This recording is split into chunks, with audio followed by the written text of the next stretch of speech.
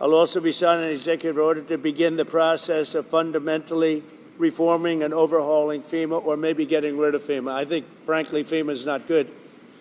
I think when you have a problem like this, I think you want to go and, whether it's a Democrat or Republican governor, you want to use your state to fix it and not waste time calling FEMA. And then FEMA gets here and they don't know the area. They've never been to the area, and they want to give you rules that you've never heard about. They want to bring people that aren't as good as the people you already have. And FEMA's turned out to be a disaster.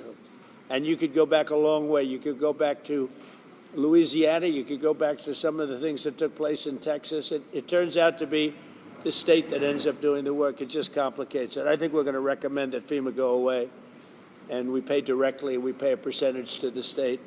But the state should fix this. If the state did this from the beginning, it would have been a lot better situation. I think you guys agree with that, right? When Donald Trump talked about eliminating FEMA for the purpose of hoarding more money and making a state with a Democratic governor look bad, Republicans cheered the partisan move without giving a damn about the Americans affected.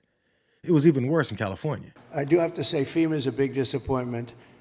We had it working well. We had great people, but FEMA is not good anymore. What FEMA did in North Carolina, they still haven't even gone to certain areas. They don't know what they're doing. And I say, you don't need FEMA. You need a good state government. And when you have a problem in Los Angeles, or when you have a problem even in the state of California, you have your own, essentially FEMA. You fix it yourself. FEMA is a very expensive, in my opinion, mostly failed situation. We had great people. We did some great jobs. But each state should take care of their problem and get money from the federal government. It would be so much better, so much more efficient. So as his agenda to eliminate FEMA and reject assistance to what he thinks are undeserving states like North Carolina, Washington, and California is taking effect, Republicans, as usual, went right along with it. Until disaster struck Arkansas last month, and Trump flashed his grubby middle finger to loyalist Governor Sarah Huckabee Sanders, too. So she switched from kissing his ass to begging his ass. After storms on March 14th, Sanders asked Trump to issue a major disaster declaration, which would have paved the way for help from Federal Emergency Management Agency. FEMA denied the request, saying the damage was nothing that local and state resources couldn't handle. Kind of like what they said when it was woke states being called incompetent and fraudulent. On Friday, Sanders appealed the denial and said additional storms had made things worse, especially in some counties that took hits from both storm systems. She said some places were experiencing widespread disaster fatigue. And guess who else signed his name to the letter of Arkansas leaders, hoping to be exempted from the president's smash and burn policy? Senator, what do you say to that criticism that Mr. Trump is confusing people at a very time when they need help the most? Well, I don't think he's confusing anyone. I think the administration did get caught flat-footed here, and that Joe Biden and Kamala Harris have proven to be overmatched by events again. Just a couple of points there. The governors themselves has said that they are satisfied with the federal response. Brian Kemp on Monday said, we got what we needed. The Democratic governor of North Carolina said the state is grateful for the support. We know that North Carolina got $27 million to Western North Carolina. Here's what the Charlotte Observer editorial board wrote. They wrote, quote, former President Donald Trump has politicized the situation at every turn, spreading falsehoods and conspiracies that fracture the community instead of bringing it together. Do you think Donald Trump should leave campaign politics out of disaster relief? Well, no, Kristen, again, you have Governor Kemp who said that the response has been lacking.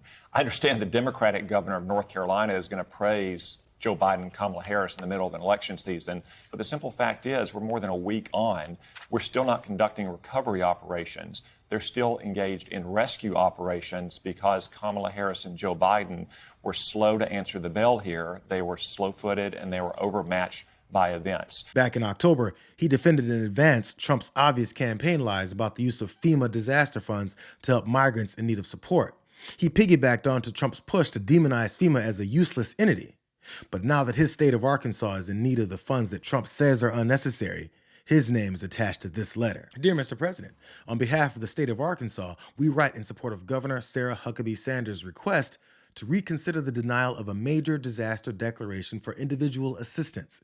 We also respectfully urge approval of the governor's request for a major disaster declaration for public assistance, both in response to the severe storms and tornadoes that struck on March 14th and 15th, 2025.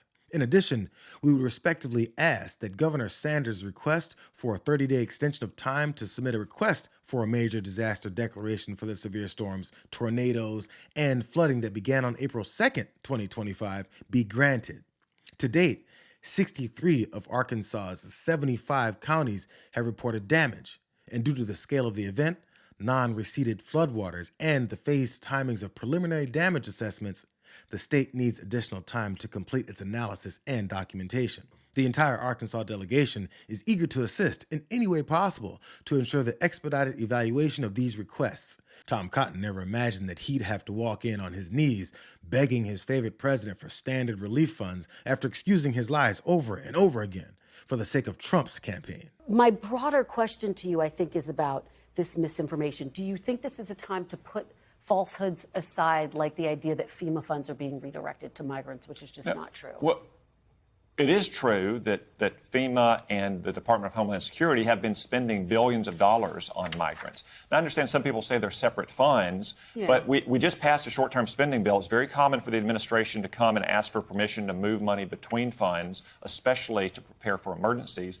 And second, I would note that this administration seems to have no problem finding money when they want to spend it on their priorities. When they need hundreds of billions of dollars to pay off student loans for graduate students in gender studies programs, they somehow find it. When it's trying to get helicopters to deliver food and water and cellular service and life-saving medicine into these mountain valleys, they somehow can't seem to find the money. He even added conservative buzzwords like gender studies majors to drive home the brainless hatred that MAGA Republicans have for anyone that they've been told to hate.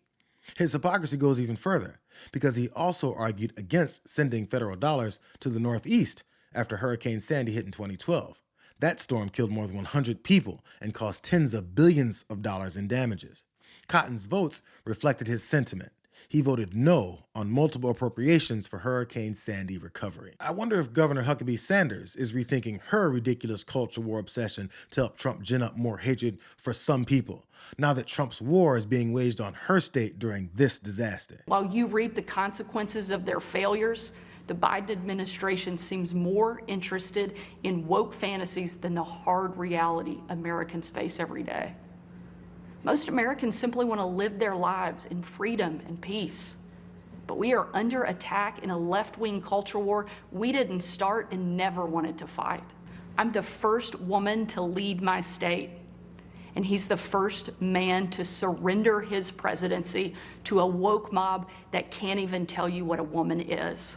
The dividing line in America is no longer between right or left. The choice is between normal or crazy. Culture wars over the obsession about inspecting people's genitalia to promote a party of hate. It's cool when it helps you win elections, but it quickly takes a back seat when you find yourself trying to appeal to Trump's lack of humanity by citing deaths and millions of dollars of structural damages to your state.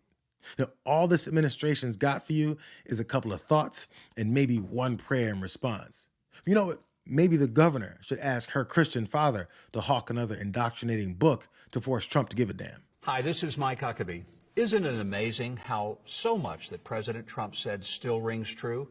But schools and the media don't want our kids to hear anything positive.